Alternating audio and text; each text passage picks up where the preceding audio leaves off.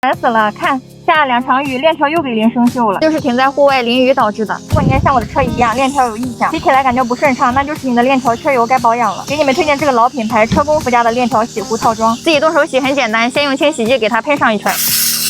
这款清洗剂不一样的是，它可以快速去油污，涂上咱们的橡胶圈，再用送的小刷子把这些油污泥沙刷一刷。刷完之后用清洗剂或者水冲洗都可以。看这清洗剂的效果，油泥瞬间都被清洗下来了。清洗完之后用毛巾把它擦干，看洗得多干净。清洗之前，清洗之后，洗完之后就可以上油了。链条油很持久，而且不甩油。外面这一圈也要喷一下，防止它生锈。喷完之后把这些多余的油给它擦一下。店里保养一次少说也得180块的，而且还不一定用的是什么好产品。省下的钱加上油，它不香吗？链接放在左下角了，有需要的就去下单吧，拜拜。